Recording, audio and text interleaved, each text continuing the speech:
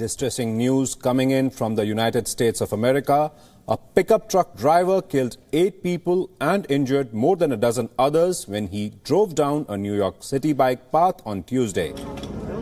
The suspect has been identified as a 29-year-old Uzbek national living in New Jersey named Saifullo Saipov. He was shot by police and taken into custody after he crashed into a school bus and fled his vehicle. But authorities claim it to be a terrorist attack after the driver shouted Allahu Akbar when he exited his truck. He was reportedly armed with a paintball gun and a pellet gun. Argentina's foreign ministry confirmed Argentine citizens died in the attack. Authorities have found a note describing allegiance to the ISIS from the attack site. The suspect is in custody and has been treated in the hospital.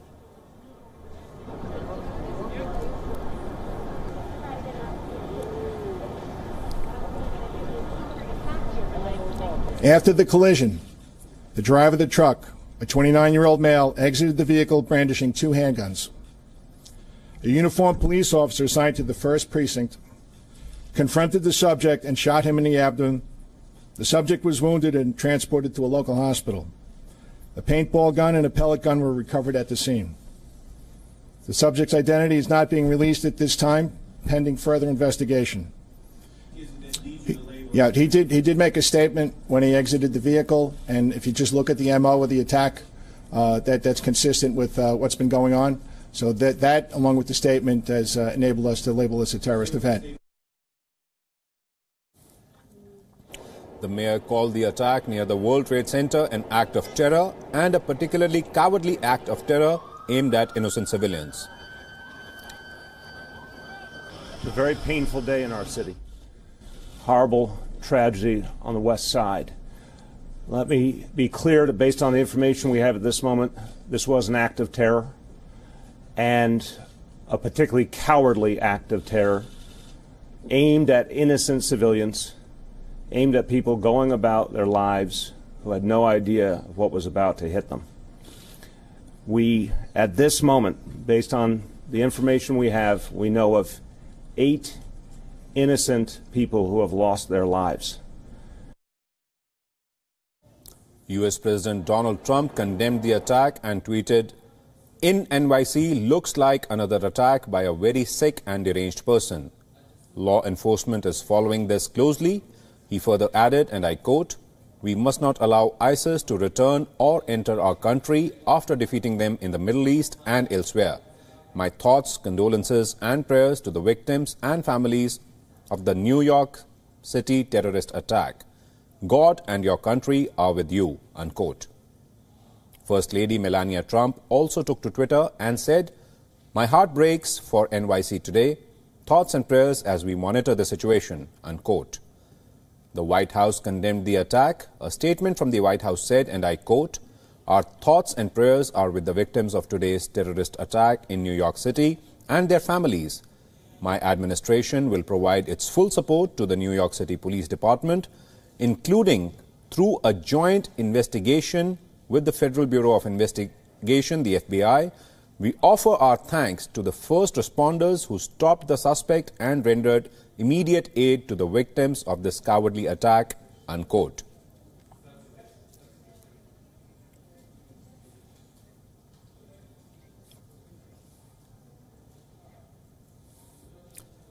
We are joined by Nick Harper from New York. Also on the show at this time, we have Andy Roesgen, our correspondent from the U.S. Also joining us is Glenn Carl, a former intelligence officer. Going first to Nick. Nick, what is the latest we are hearing on this case? Well, lots of details coming out over the last few hours since the New York Police Department and the governor and the city's mayor held a press conference. Many details coming out about this suspect who has been named in the US media as Saifullo Saipov. He is in hospital. He's been arrested there, and the FBI, who are leading this investigation, are now trying to work out exactly what his connections were. That note you mentioned a while ago, found in the truck that he rented, which had allegedly said that he carried out the attack in the name of the so-called Islamic State terror group. He did have a home in Florida, in the southern state there, but more recently he's been just outside of Manhattan in the US state of New Jersey, in the town of Paterson. And it's thought that he was in that location for some time. It's also in New Jersey where he rented that vehicle that he allegedly used to carry out the attack. So the FBI now trying to work out exactly what his connections were, whether people knew about this potential attack. But the governor of New York State, Andrew Cuomo, did say in the press conference that this was a lone wolf attack. They didn't think that he was part of any larger terror cell. But questions now to try and work out whether or not this young man was radicalized, and if he was, exactly who by. Also, Nick, tell us a little about the medical update as far as this accused is concerned. We are given to understand that he has already undergone a surgery. When is he likely to be questioned by the authorities? Well, it's not clear exactly when that will happen. They will want to wait until he has partially recovered. But yes, he was in a hospital, the location of which has not been disclosed, after he was shot in the abdomen. The police authorities will undoubtedly want to question him as quickly as possible, especially now that his name is out there, really to try and get on top of this situation before anyone that he could potentially have been connected to has an opportunity to leave the area. It is something that they will want to do as soon as possible, but no word yet on exactly when that questioning may take place. Right. Requesting you to stay on with us, Nick. Getting Andy Roesgen back into the conversation. Andy, is his family already been picked up by the authorities? Are any people who are related or could be friends with this accused, are they already under scrutiny, or have they already been picked up? We don't know that yet. I haven't heard of anything regarding that at the moment. All we have heard are reports in the media of a couple of friends of his quoted as saying that they were friends of his, one in Ohio, apparently where he lived, a gentleman who said that he had Uzbekistan roots, as did Mr. Saipov, and that they talked, and that a friend of his in Florida was also a friend of his. Mr. Saipov had a Florida driver's license and apparently lived there. And both of these friends said he was a nice guy. The friend in Florida said that he was a happy guy, liked children, that he was married with children himself. Again, that hasn't been verified yet. That's what the friend is saying. Also, that he liked the USA. So his friends are telling a story of a gentleman that they don't believe could have done this. But as we're hearing now, obviously he is in custody. And to paint a little more of a picture here for the audience who might be just coming in, he rented this, allegedly, this pickup truck from Home Depot in New Jersey, where apparently he also had a residence at an apartment sometime today in the afternoon in New York, drove into Manhattan, and drove along the west side of Manhattan towards the World Trade Center, although we're not sure if that had any symbolic meaning to what he did. And near there, he ran down about several bicyclists. All were male. 6 of them died at the scene. 2 of them died in the hospital. Witnesses say he drove for about 10, 12, 13 blocks or so at about 50 miles an hour, then struck a school bus on which there were 2 adults and 2 or 3 disabled children. Those children were injured, including one critically. And then he got out. He started yelling. He was wearing a tracksuit. He yelled Allah Akbar. He was carrying a couple of fake guns. One was a pellet gun. One was a paintball gun. And that's when an officer who happened to be nearby shot him in the abdomen. He went into surgery right then. Went to the hospital then went into surgery. And as your previous guest mentioned, that he came out of surgery, and now they will probably try to talk to him as soon as they possibly can.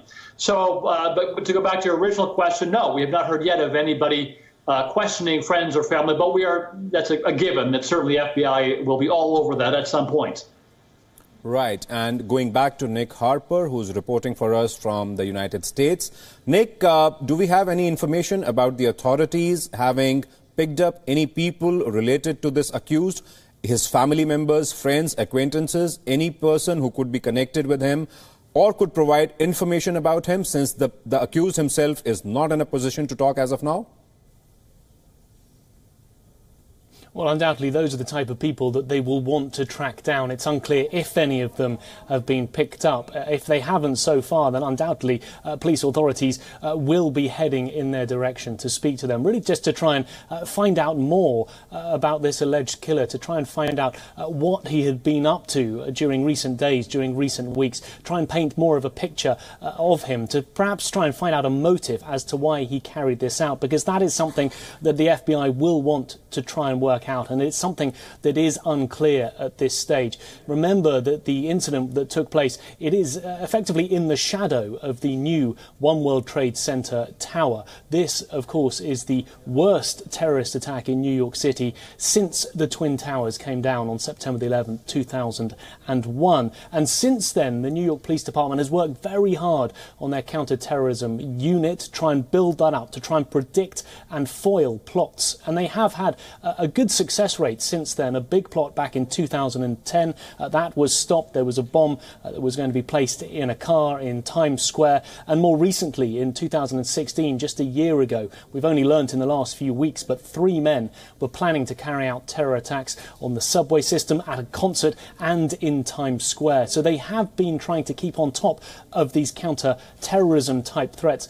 Of course, this attack that happened today, it is one of those attacks which can happen without that much planning. In this situation, of course, it involved renting a truck, but then driving into the city and driving on a bike path.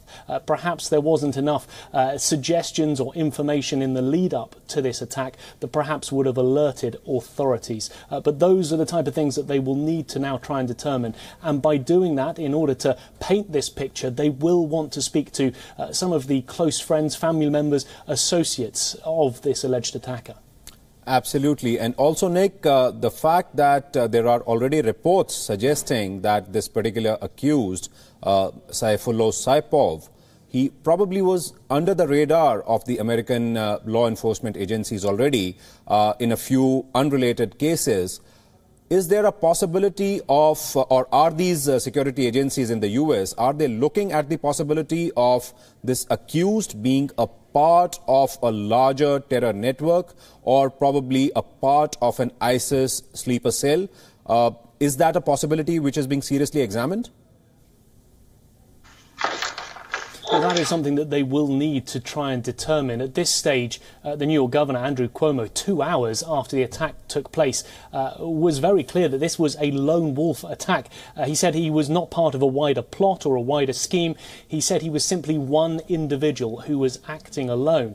But there is, of course, always that possibility, always that potential that there is either some wider network or at least some people who are feeding into people who carry out these type of attacks. Why was he inspired to carry this out? We hear that there was this note that was found inside the vehicle, almost pledging allegiance to the so-called Islamic State. And if that's the case, where did he have the idea, and were people suggesting him, feeding him, potentially radicalizing him? So the FBI will want to see whether there are wider connections, not just in the area of New York and New Jersey, but perhaps within the United States and further afield overseas, really to try and dig deep as they possibly can, to try and work out if what happened today in New York, if that extends further afield beyond the island of Manhattan. Right, and I'll now go to my colleague Vaishali, who's in the WION newsroom. She'll tell us what all is being said about this dastardly attack on the social media. Over to you, Vaishali. Hi, Raghavinder. Thanks for that. And, you know, it's been 7 hours since this attack took place in Lower Manhattan. And obviously, we are seeing an outpouring of reactions on Twitter. And as you can even see, the handle New York is trending on Twitter with more than 430,000 tweets. And obviously, we see that President Donald Trump has been constantly tweeting about the attack, first calling the attack being caused by a sick and deranged person, and later moving on to offer his thoughts and condolences for the victims injured and killed in the attack. And we are also seeing reactions from former U.S. Secretary of State Hillary Clinton, who has said that New York's resilience is stronger than a cowardly act of terror. And we also see reactions from former Vice President Joe Biden, who has said, New York, we love you, and grateful to the first responders who were on the spot and saved many lives today. And as we move on, there's also a tweet by the New York Governor, Andrew Cuomo, who has said in a very rather emotional tweet that New York is an international symbol of freedom and democracy, and we will not be deterred. So I think the common sentiment that we are seeing on social media is of strength and not being wavered by an attack, even though it is the deadliest attack in the city after 9/11, which was back in 2001. And, you know, as time is passing, we're also seeing reactions by world leaders. We also have a reaction from Prime Minister Narendra Modi, who has just said that India strongly condemns the terror attack in New York and has put his thoughts in line with all the victims of the attack. And also a reaction from the Mayor of London, Sadiq Khan, who has said that London stands in grief and solidarity with New York. So, you know, as we move on, we see that the common sentiment being echoed here is of strength and just not being deterred by this attack. There was also a hashtag New York Strong that has been going very viral on social media. And then moving on to people killed in the attack, we just found out that India and New York tweeted that no Indian nationals were injured or harmed in the attack and are safe. However, we do know that 5 Argentine nationals and 1 Belgium national were killed in the attack. Right. Thank you so much, Vaishali, for those updates. I'll go back to Glenn Carl. He's a former intelligence officer who's joining us live from the U.S. Glenn, obviously this is now being increasingly thought of as a lone wolf attack. You've been an intelligence officer. You've worked extensively in the field. Take us, for the benefit of our viewers, take us through the mind of a person who could actually be brainwashed or motivated to carry out a lone wolf attack. Well, you raise one of the hardest issues to come to grips with for intelligence services is to the CIA spent, and most intelligence services engaged in counterterrorist operations or work, have spent huge resources trying to develop a profile or profiles of personality types who would be susceptible to becoming terrorists. And it's very hard to do. But there have been some, I think, conclusions that we've reached with confidence. If there is a typical terrorist, it's a person who tends to be not recruited, as we initially imagined, by a representative of Al-Qaeda or ISIS going and convincing Glenn Carl to become a terrorist, but rather someone who will be part of a social group. Frequently, it has come from a soccer team or a football team or a civic group of some sort. It could be a subgroup from a mosque or a church or something like that, relatively small, where there are close associations and friendships of people. And then you have an individual who affects, is charismatic. He's a de facto leader. He might have been a jihadist himself, but he's someone who is more worldly. And this individual tends to inspire and induce 1 or 2 individuals in this group to buy into, be affected by the theories of jihad. How do you identify that? Is by working as closely as you can with local authorities. And this could be the cop on the beat in the neighborhood, or the local grocer who knows his neighbors, or a librarian who knows the people in the community, or a teacher, or somebody like this, who can see individuals who may change their behavior, because typically a terrorist will be, quote, a normal person who then does undergo, not always, but frequently, some change in behavior. That doesn't mean that he's walking around with weapons, but he might start to grow a long beard, as the most conservative Muslims do, or change his dress, or frequent the mosque more or frequent the mosque less. And if those signs are noted and reported or discovered by the local police or counterterrorist authorities working with these neighborhood leaders, then there's a chance of identifying a person who seems to be more likely to commit a terrorist act. That's the way you go about it. But the model of a person tends to be young, idealistic, susceptible to a more charismatic, slightly older authority leader figure who could be the captain of the football team. And that literally has happened a number of times. Right. Then you look there. Right. Hold that thought, Glenn.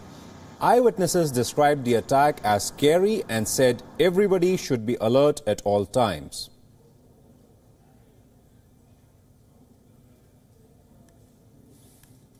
And after the car crash, I don't know, I saw the car crash, so I ran up the bridge. When I ran up the bridge, I saw this dude with 2 guns. And the guy with the 2 guns, for some reason, was running around. He was getting chased. And then all of a sudden, 4 shots went off, and we all just started running out this way like this. And then right after the shots, all of a sudden, I think the cops came out of nowhere. If you see across the street there seems to be like 2 bodies. There seems to be a blanket over a body. So it was so much. It happened so quick. I don't really know what happened. I just saw the dude with the 2 guns, and then all of a sudden 4 shots went off, and we all just started running. Like there was like probably like 30 to 40 like kids, like middle school kids, and we all just took off that way. Yeah, it was crazy. We saw the car and it was like surrounded by rubble, and we saw like this. Yeah, we saw the guy. He looked like he was wearing like dark colors, and I think he had a beard, but he was holding 2 guns. So yeah, it was a little scary. I don't know. We've been through 9/11, so I mean, but now this truck thing and the cars, using cars against people. I mean, I walk up that road every day, you know, to go to wherever, and it's. I mean, you just have to be very, very careful and vigilant all the time. We hope and pray for the victims and their families, and for all those who, you know, witnessed it, and make sure the children, you know, are taken care of course. But remember that, you know, New York is a great place to live, and it's a safe place, and it shouldn't really, oh, God willing, it shouldn't, you know, cause fear or panic. Kids should be able to go about their lives, enjoying their childhood. So, as a teacher of young children, that's on my mind today. Andy, coming back to you, do we have any fix on what the exact contents of that note are? The note which has been found handwritten in Arabic, and which has been discovered from that truck? Officially, no. That is the official line. We've heard from sources who say that he was pledging allegiance to ISIS, but that's about it. And again, it could mean anything, whether or not this was a directive of ISIS or just a guy who was inspired by ISIS. Now, I mentioned this earlier for our audience who might be just tuning in, that it was back in, I think, 2014 when ISIS as a group put out the worldwide call to people all around the world, to its followers around the world, or even people who would be inspired by ISIS, to pick up whatever they could, a knife, a gun, get in their car and create some sort of terrorist tragedy, do something. And we've been seeing that in other countries. We really haven't seen it that much in America. This might be just an example of that, where this gentleman just decided to grab a truck and carry this out. Law enforcement sources have been saying that they don't think that this was really a coordinated thing, because he had sort of a haphazard way of doing what he did. So this might have been an indication of just that he just decided, inspired by them, he would do something. Right.